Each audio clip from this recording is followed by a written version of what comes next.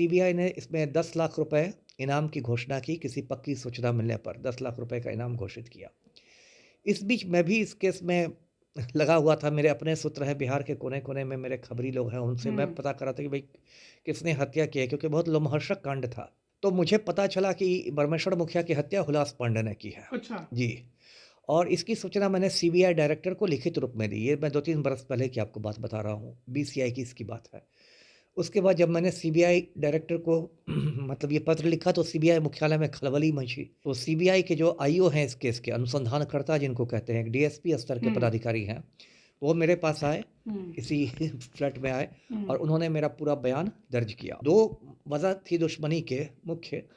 पहली वजह यह थी कि रणवीर सिन्हा के पास आधुनिक हथियारों का एक बहुत बड़ा ज़खीरा था। हुँ, तो हुलास पांडे और उसका भाई है सुनील पांडे, ये दोनों पांडे बंधु जो हैं, ये दोनों अपराधी हैं, बड़े अपराधी हैं। तो इन लोग की नज़र उस अवैध हथियारों पर थी और ये चाहते थे कि परमेश्वर मुखिया उन हथियारों को इनको दे दे या फिर बहुत कम पैसे पे बेच दे। ये बात परमेश्वर मुखिया ने नहीं मानी और दोनों की अपनी-अपनी राजनीतिक हुँ, महत्वाकांक्षाएँ थी। तो जैसे कि सुनील पांडे है, हुलास पांडे का भाई, वो पीरो से विधायक रहा था। हुलास पांडे भी उधर से पार्षद का चुनाव सब लड़ता था, एमएलसी का चुनाव। और परमेश्वर मुखिया जो था, वो अपने बेटे को, इंदुभूषण सिंह नाम है, उसको वो राजनीति में लाना चाहता था उसी क्षेत्र से। हुँ, तो कहते हैं ना, एक म्यान में दो तलवार वाली जी, हालत पैदा हो गई थी और दोनों एक जाति से भी आते थे, एक हुँ, जिले से भी आते थे। तो दोनों में हितों का टकराव हो गया, राजनीतिक हितों का, और अंत में हुलास पांडे ने इसकी हत्या करवा दी। ये आप चिराग पासवान का पाखंड भी देखिए, इसमें उजागर होता है। चिराग अच्छा, पासवान बड़ी-बड़ी बातें करते हैं, हुँ, बिहार फर्स्ट, बिहारी फर्स्ट, फलना विज़न, चिलना विज़न, है ना? और क्या है, आप हुलास पांडे जैसे अपराधी को आपने अपने संसदीय बोर्ड का चेयरमैन बना रखा है। और दर्शकों को याद होगा, अभी 2-3 महीने पहले हुलास पांडे के बेटा की भी मौत हो गई थी। हुँ, और अब जो हुलास पांडे के खिलाफ साबुत ये हुआ है, सबूत मिले हैं, खास के मैं नहीं दिए हैं, हुँ, तो अब सप्लीमेंट्री चार्जशीट दायर हुआ है, पूरक आरोप पत्र जिसको कहते हैं। और इस पूरे केस में आप देखिए कि सबसे महत्वपूर्ण नाम हुलास पांडे का ही है। बाकी लोग जो हुँ। हैं वो आप टुटपुजिए लोग हैं, उसके आप ये प्यादे कह सकते सप्लीमेंट्री हैं। चार्जशीट में केवल हुलास पांडे हैं कि और भी लोग हैं? नहीं, नहीं, 5-6 लोग और हैं, 5-6 लोग 5-6 लोग और और हैं। हैं। जी, और आपको लगता है कि आगे जो ये मामला अब कोर्ट में चला गया है तो जी। उनके ऊपर गाज गिरेगी? बिल्कुल, कोर्ट से भी सदा-याफ्ता हो जाएगा, दोष सिद्ध होगा। हो दोषी सकता है सिद्ध कोर्ट मुझे भी बुलाए गवाही के लिए, हुँ, तो तो मैं आप भी जाऊँगा, जाइएगा? एकदम जाऊँगा, डंके की चोट पर हुँ, जाऊँगा। कि अब चिराग पासवान को इन पर एक्शन लेना चाहिए। यदि थोड़ी शर्म बाकी हो तो, ऐसे नेता लोग तो शर्म निरपेक्ष होते हैं, हुँ, शर्म हया से ऊपर उठे हुँ। रहते हैं। हो सकता है चिराग पासवान का एक लंबा-चौड़ा आ जाए बयान। नमस्कार, आप लाइव बिहार देख रहे हैं। मैं हूं राजमोहन तिवारी। 11 साल पहले ब्रह्मेश्वर मुखिया की हत्या की गई थी, लेकिन बीते शनिवार को बड़ी खबर निकलकर ये सामने आई कि लोजपा रामविलास के संसदीय बोर्ड के अध्यक्ष हुलास पांडे को सीबीआई ने चार्जशीटेड आरोपी बना दिया है। इसी पर बात करेंगे। हमारे साथ पूर्व आईपीएस अमिताभ दास जी हैं, जो विस्तार से इस पूरी खबर को आपको बताएंगे और इसमें इनकी भी क्या भूमिका है उसको भी बताएंगे। ब्रह्मेश्वर मुखिया हत्याकांड, बड़ी खबर और अब हुलास पांडे का चार्जशीटेड होना। जी, अभी गरमा-गर्म खबर ये है, इस ठंड में गरमा-गर्म खबर आई है, कल की खबर है कि आरा कोर्ट में सीबीआई ने जो पूरक चार्जशीट दायर हम्म, किया है, सप्लीमेंट्री चार्जशीट, उसमें हुलास पांडे का नाम है। जैसा आपने बताया, वो लोजपा रामविलास के संसदीय बोर्ड के अध्यक्ष है और एमएलसी रह चुका है। हम्म, अब मैं इस कहानी को शुरू से दर्शकों को बताता हूँ, ये मामला पूरा क्या है। ऐसा है कि 1 जून 2012 को रणवीर सेना के सरगना ब्रह्मेश्वर मुखिया की आरा में हत्या कर दी गई थी। ये जो ब्रह्मेश्वर मुखिया था, आप कह सकते हैं बिहार का सबसे खूंखार आतंकवादी था। अच्छा, और इसका जो रणवीर सेना था, आतंकवादी संगठन था, वो प्रतिबंधित भी है। उस संगठन ने बिहार में बड़े-बड़े नरसंहारों को अंजाम दिया था और मतलब समझिए कि खून की नदियाँ बहा दी थी, खासकर दलितों को और पिछड़ों का नरसंहार ये करता था, छोटे-छोटे बच्चों का, औरतों का, बूढ़ों का। और मैं तो खुद अरवल ज़िले का एसपी रह चुका हूँ, तो अरवल में तो इसने इतने नरसंहार किए कि जहानाबाद से अरवल को काट कर एक अलग ज़िला बनाना पड़ा हम्म, सरकार को, इतने नरसंहार हुए। तो ये ब्रह्मेश्वर मुखिया भी एक खूंखार अपराधी था। तो जब वो सुबह में मॉर्निंग वॉक कर रहा था अपने घर के पास, आरा में एक कटीरा मोहल्ला है, तब उसको गोलियों से छलनी कर दिया गया। उसके बाद इस पर बहुत हंगामा हुआ उस समय। और उस समय जो डीजीपी थे हमारे अभयानंद सर, वो भी गए थे आरा, उनके साथ भी लोगों ने धक्कम-धुक्की की थी। उसके बाद जब 1 साल तक बिहार पुलिस कुछ नहीं कर सकी, तो जुलाई 2013 में बिहार सरकार ने इसकी जाँच सीबीआई को सौंप दी हम्म, है। उसके बाद सीबीआई भी हाथ पैर मारती रही और सीबीआई को भी कुछ मतलब ठोस सुराग जिसको कहते हैं वो नहीं मिला। किसी किसी को सीबीआई ने चार्जशीट किया, लेकिन ऐसा मतलब जो मुख्य अभियुक्त लोग थे नहीं पकड़ाया। उसके बाद 2-3 साल पहले सीबीआई ने इसमें 10 लाख रुपए इनाम की घोषणा की, किसी पक्की सूचना मिलने पर 10 लाख रुपए का इनाम घोषित किया। इस बीच मैं भी इस केस में लगा हुआ था। मेरे अपने सूत्र हैं बिहार के कोने-कोने में, मेरे खबरी लोग हैं, उनसे मैं पता कर रहा था कि भाई किसने हत्या की है, क्योंकि बहुत लोमहर्षक कांड था। तो मुझे पता चला कि परमेश्वर मुखिया की हत्या हुलास पांडे ने की है। अच्छा। जी। और इसकी सूचना मैंने सीबीआई डायरेक्टर को लिखित रूप में दी। ये मैं 2-3 बरस पहले की आपको बात बता रहा हूँ, बीसीआई की इसकी बात है। उसके बाद जब मैंने सीबीआई डायरेक्टर को मतलब ये पत्र लिखा तो सीबीआई मुख्यालय में खलबली मची। फिर जो पटना में सीबीआई की शाखा है उसको आदेश दिया गया कि मतलब मेरा तुरंत बयान दर्ज किया जाए। तो सीबीआई के जो आईओ हैं इस केस के, अनुसंधानकर्ता जिनको कहते हैं, डीएसपी स्तर के पदाधिकारी हैं, वो मेरे पास आए, इसी फ्लैट में आए और उन्होंने मेरा पूरा बयान दर्ज किया। और मेरा जो पूरा बयान है वो बयान मतलब आप कह सकते हैं केस डायरी का हिस्सा बना। जी। और मैंने पूरी बात बताई और मैंने वजह भी बताई कि हुलास पांडे से की क्या अदावत थी परमेश्वर मुखिया से। तो 2 वजह थी दुश्मनी के मुख्य। पहली वजह यह थी कि रणवीर सेना के पास आधुनिक हथियारों का एक बहुत बड़ा ज़खीरा था। तो हुलास पांडे और उसका भाई है सुनील पांडे, ये दोनों पांडे बंधु जो हैं, ये दोनों अपराधी हैं, बड़े अपराधी हैं।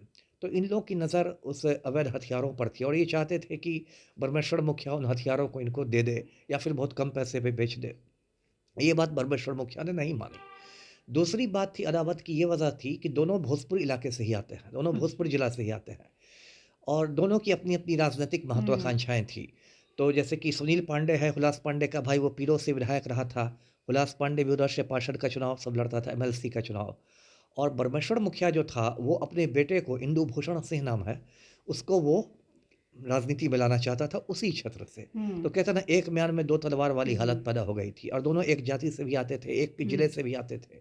तो दोनों में हितों का टकराव हो गया, राजनीतिक हितों का, और अंत में हुलास पांडे ने इसकी हत्या करवा दी।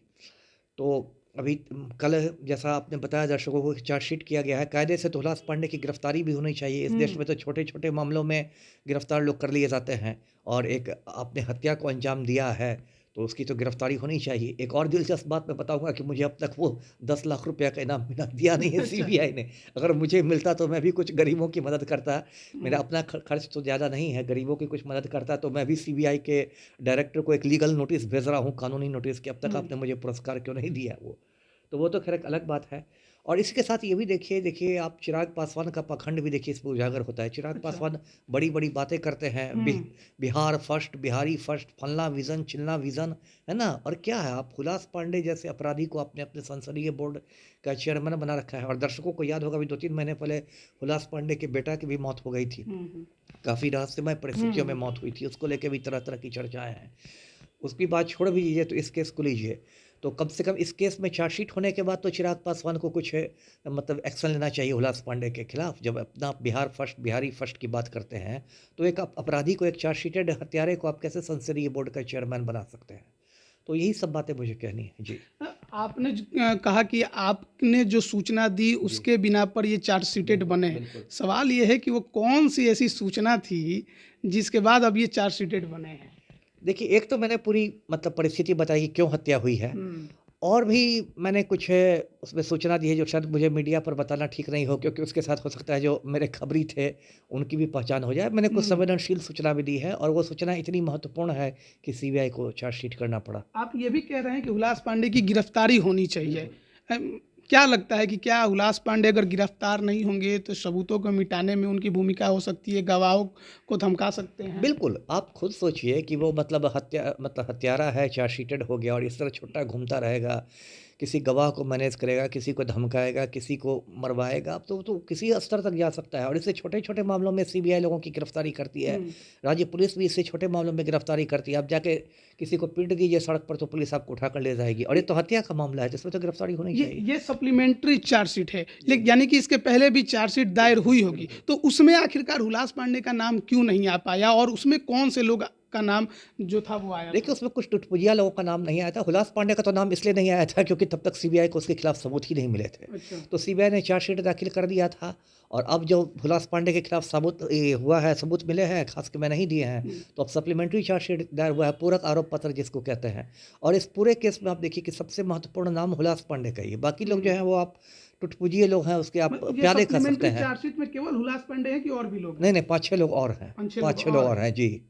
लेकिन वो उतने बड़े नाम नहीं हैं। उतने बड़े नाम नहीं हैं। अब देखिए, कोई भी जो ये होता है अपराधी, तो उसके तो कुछ मतलब प्यादे होते हैं ना, कुछ चमचे होते हैं, कुछ शार्प शूटर्स होते हैं, हर कोई सरगना थोड़ी रहता है। आपको यकीन है कि हुलास पांडे इस हत्याकांड में शामिल है? 200% 200% मैं डंके की चोट पर कहता हूँ। और आपको लगता है कि आगे जो ये मामला अब कोर्ट में चला गया है तो उनके ऊपर गाज गिरेगी? बिल्कुल, कोर्ट से भी सदा याफ्ता हो जाएगा, दोष सिद्ध होगा। हो सकता है कोर्ट मुझे भी बुलाए गवाही के लिए, तो मैं भी जाऊंगा, एकदम जाऊंगा, डंकी की चोट पर जाऊंगा। सच कहने से मुझे कोई थोड़े रोक सकता है। और आपको ये भी लगता है कि अब चिराग पासवान को इन पर एक्शन लेना चाहिए? यदि थोड़ी शर्म बाकी हो तो। ऐसे नेता लोग तो शर्म निरपेक्ष होते हैं, शर्म हया से ऊपर उठे रहते हैं। हो सकता है चिराग पासवान का एक लंबा चौड़ा आ जाए बयान कि ये राजनीति से प्रेरित है, फलना है, चिल्ला है, और फिर वो नहीं लें। लेकिन यदि कोई शर्म हया बाकी हो तो एक्शन तो लेना चाहिए। बहुत बहुत धन्यवाद आपका हमारे साथ जुड़ने के लिए। तो देखिए, 11 साल पहले ब्रह्मेश्वर मुखिया की हत्या की गई थी और जिस तरीके से वो पूरा घटना हुआ था, उसके बाद सीबीआई को ये केस दिया गया था। बीते 1 साल से इस पर 11 सालों से सीबीआई इस पर काम कर रही है। लेकिन बीती रात जो खबर निकलकर शनिवार को सामने आई है कि लोजपा रामविलास के संसदीय बोर्ड के अध्यक्ष पूर्व एमएलसी हुलास पांडे को भी सप्लीमेंट्री चार्जशीट में सीबीआई ने उनके नाम को जोड़ा है। ऐसे में चिराग पासवान के ऊपर भी अब गंभीर सवाल उठेंगे कि क्या वो अपने नेता को पार्टी में बनाए रखते हैं या एक्शन लेंगे। साथ ही साथ अब हुलास पांडे की इस पर क्या प्रतिक्रिया आती है, ये देखने वाली बात होगी। लेकिन फिलहाल उनके लिए जो राह में कांटे हैं वो बिछ चुके हैं और अब मामला कोर्ट में जा चुका है। बने रहिए लाइव बिहार के साथ। आप सभी का बहुत बहुत धन्यवाद। लाइव बिहार यूट्यूब पर सब्सक्राइब और फेसबुक पर लाइक जरूर करें।